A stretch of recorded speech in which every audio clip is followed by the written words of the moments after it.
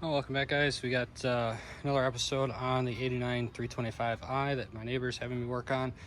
Last video we finished up doing the control arms and some tune-up stuff, so this time we're going to start working on the cooling system.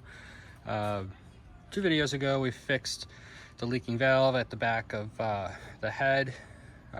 We still need to do the heater core, but I don't think I'm going to get to that today.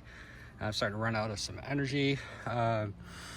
But we're going to try to get everything flushed out. We're going to attack these hoses, water pump, thermostat, hopefully. I said it just depends on how I feel. I got to flush all this stuff out pretty good. I just have it up in the air still from doing the control arms. We're going to drain the radiator out, then we'll get it back lowered down. I'm a tall guy, but reaching over the fender at this height isn't very much fun. So over here's what we got for parts. We got some radiator hoses from Ryan and Miley. That's a gasket for, I don't know what that's a gasket for, but it was something I know I needed. Just having a brain fart, so I apologize. Another radiator hose, thermostat with gasket, new expansion tank because the other one's all full of rust water and stained, thermostat gasket, and BMW coolant. So I'm gonna go ahead and start draining this out.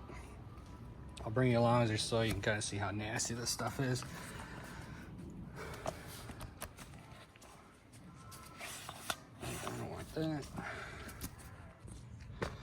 All right, this should give you a good view of the crap that's going to come out of this radiator.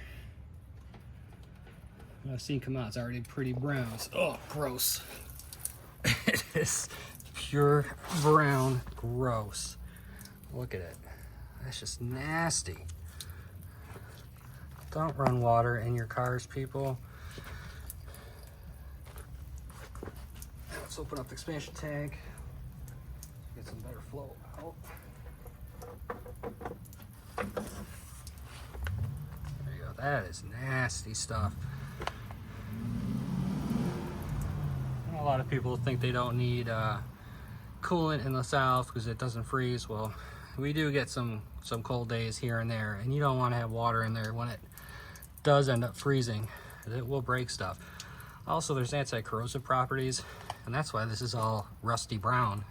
The block is literally rusting on the inside and now coming out in the coolant. So I'm going to continue to let this drain. I'll bring the hose over, start flushing stuff out, and I'll probably pop some hoses off so we can flush through as much as we can.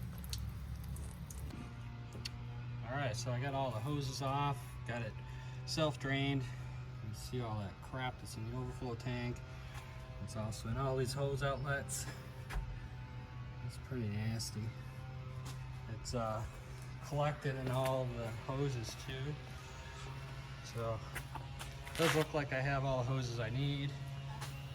This was the lower radiator hose. This one wasn't too bad. She's a little gunky inside. This was the upper hose. Not terrible, definitely stained, a little bit of sludge. This was off, I think, the water pump one side. Unfortunately, I had to kind of, as soon as I squeezed it with some pliers to break it loose, it just tore. So this one has got all kinds of sludge in it. It's nasty. So I'm going to go ahead and start flushing some water through. Not a whole lot. I mean, it doesn't really show well on the driveway, but it's pretty nasty. So I'm going to get flushing and see how far we get tonight. I'd like to get, maybe I'll get the rad out and the fan off and see how I feel from there. We might finish this up another day. But I'll bring you back after we get flushed and a little bit more taken apart. Well guys, I think I'm done for the day. Got the radiator out, fan off, got all the hoses off, thermostat houses out. Next, what I need to get is the water pump out. And I should have researched it before I started, but basically got to take that whole timing cover off. So I'm beat. I've been at it all day, and I'm gonna take a break. I have to race tomorrow, this, so I want to make sure I'm rested. I was trying to hopefully get this mostly done, at least this side of the cooling system all set for him, but I didn't think I'd get to the heater core today, but I don't have the energy or the mind to go further and take this engine down any further. So we're gonna call it quits here for today, and I'll pick you back up in a couple days. So I showed you guys the hoses, got the pulley off. You can see inside here the thermostat housing, just how stained everything is.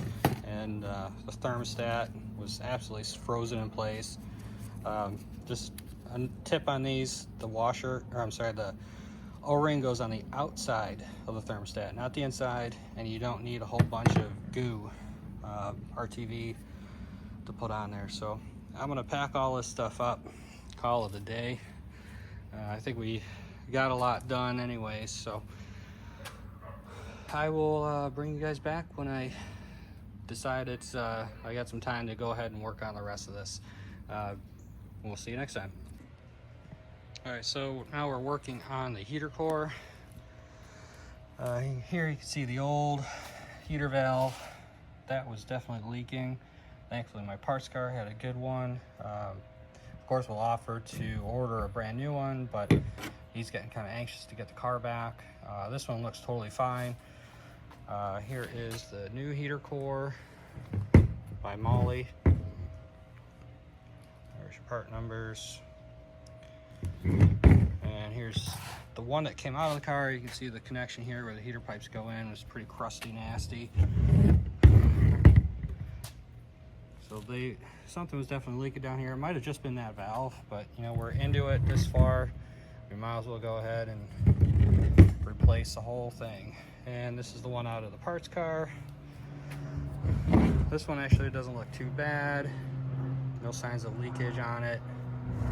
But I probably won't use it for anything. Maybe I'll just keep it as a spare in case I need something, but I can't imagine why I would.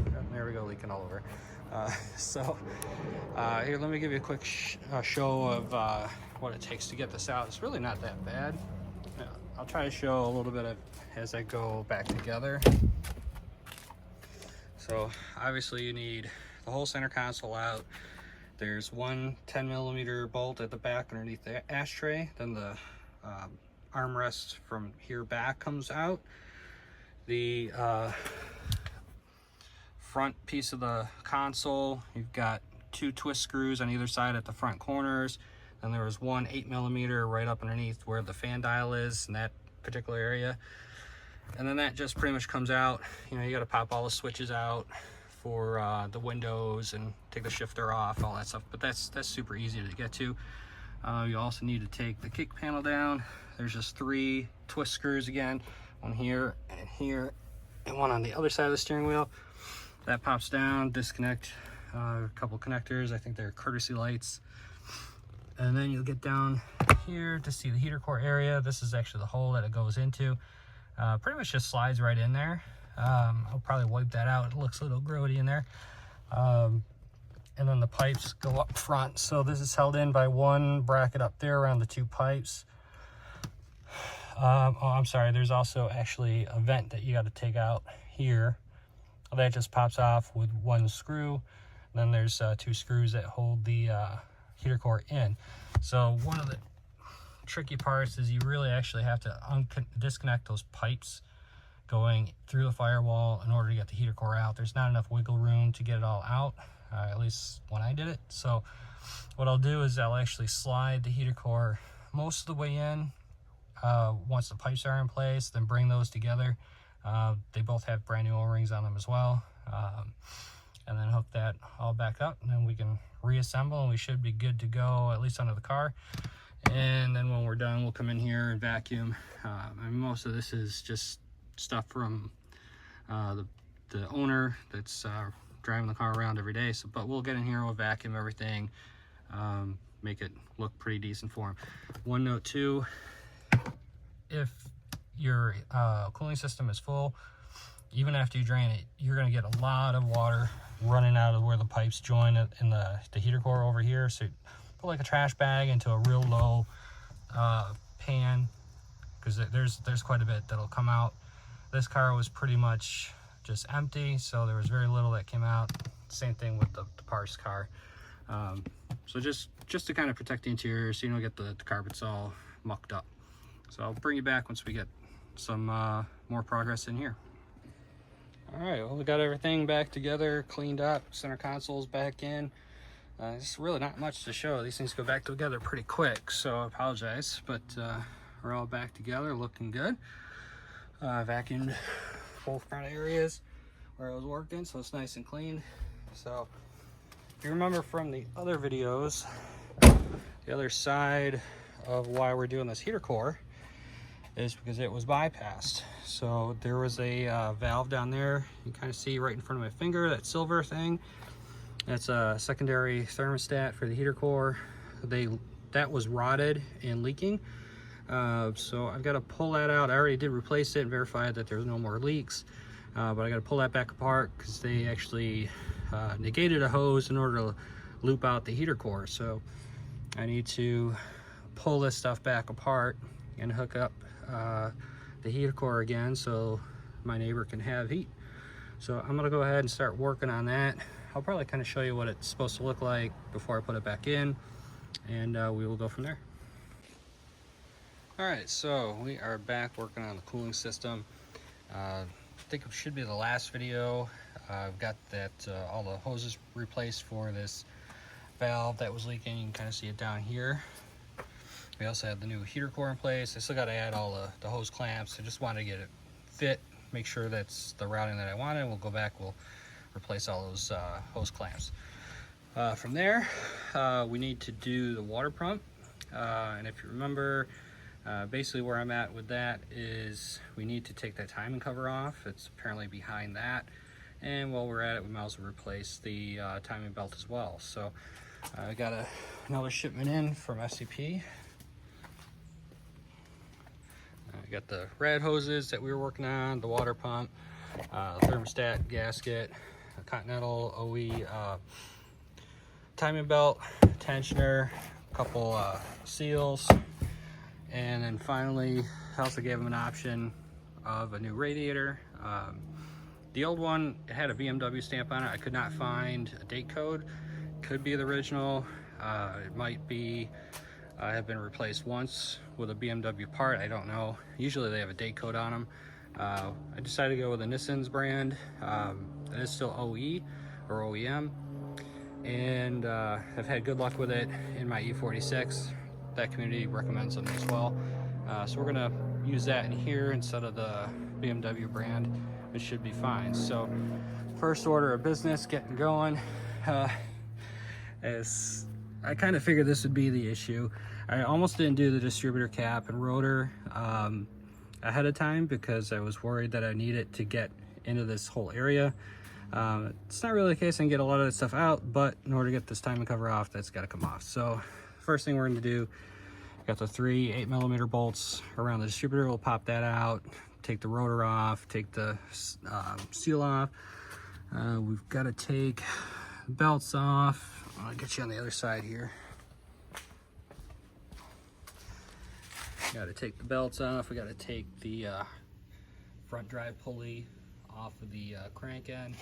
And there's just a couple bolts takes that cover off. So I'm going to go ahead and start some disassembly.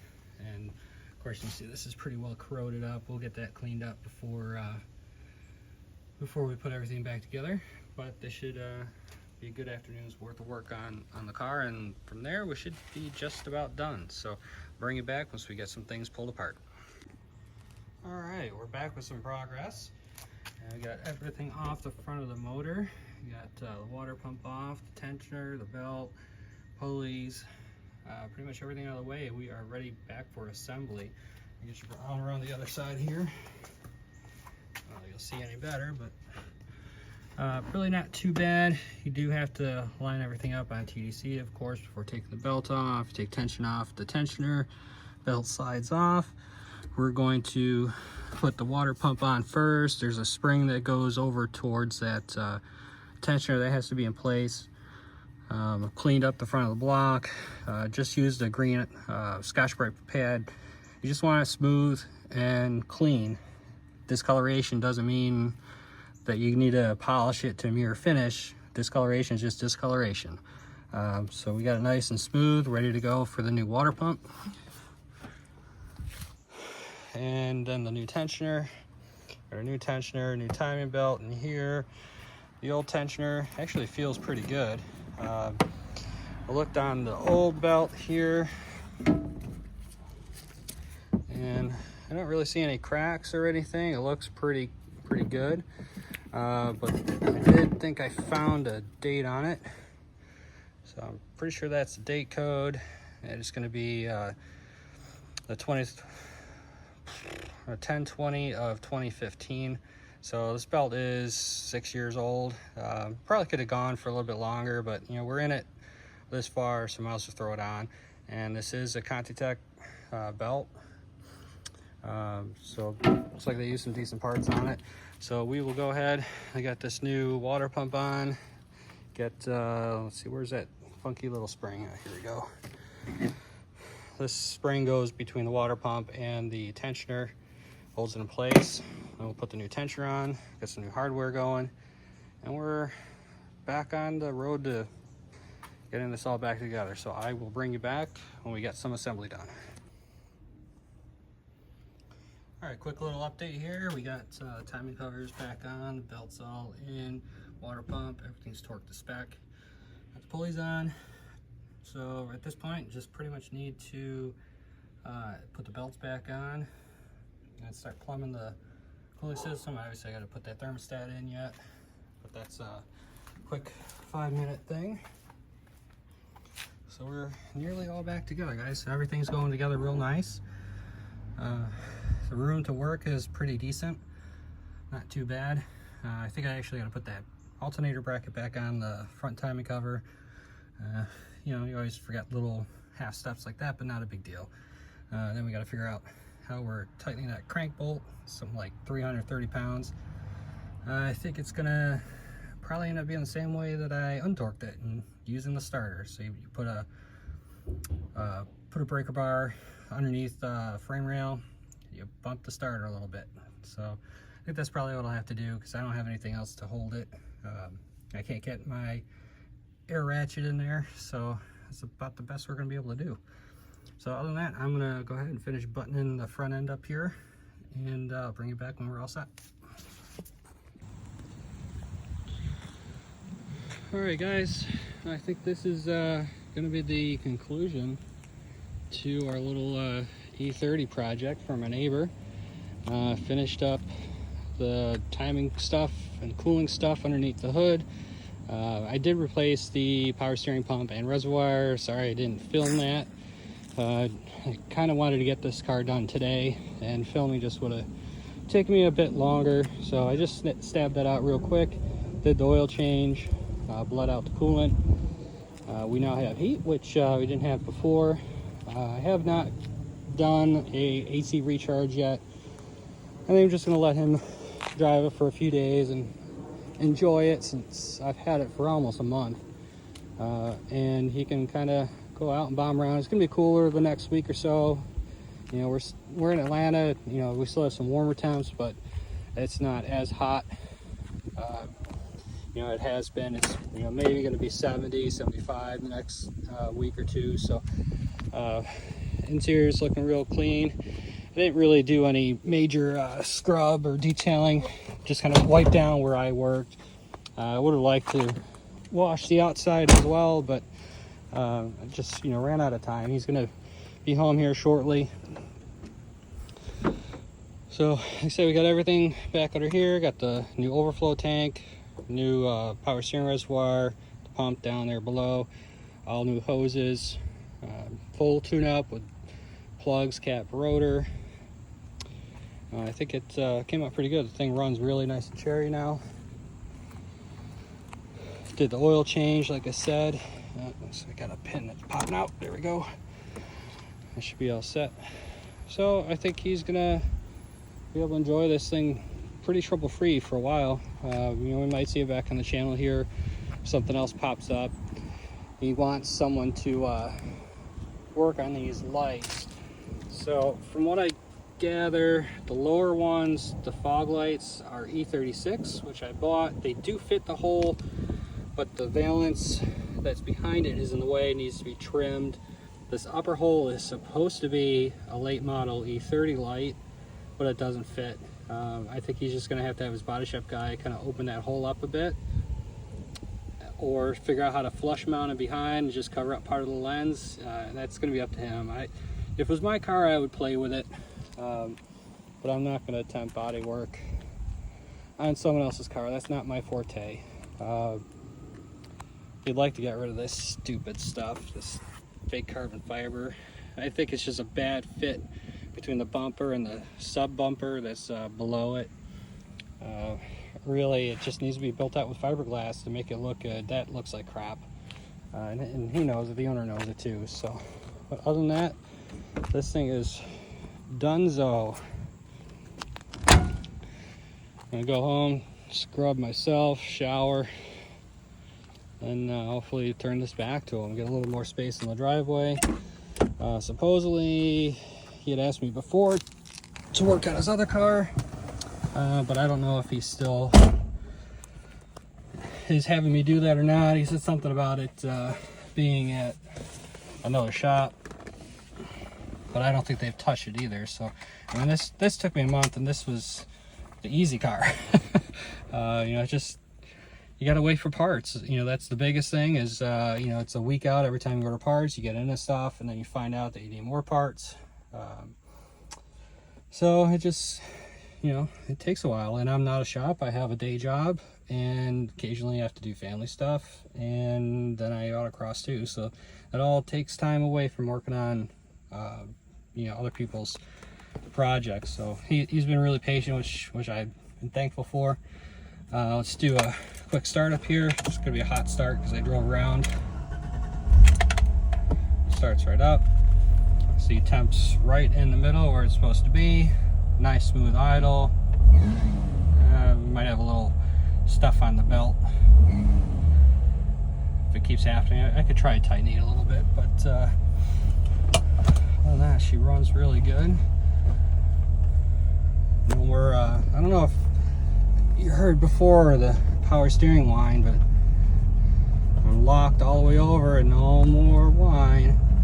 So that's kind of nice. That was growling pretty bad. We got all new fluid in it. So I'll take you a little cruise here, best I can.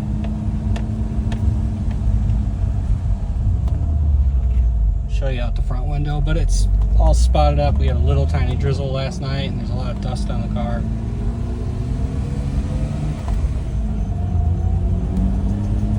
We're in a neighborhood, so we can't go really fast, but she runs real nice and smooth, real strong, real responsive. So I am really pleased with the outcome. I hope the owner is too, and bring me that other project to work on. Although I could use a little time to work on my E30, but you know, if I can make some money working on other people's stuff for a little bit, that's the way I'm gonna go. So with that, I am gonna call this project done for now, and I thank everyone for watching, all the new members. I really appreciate it, and we will see you in the next one.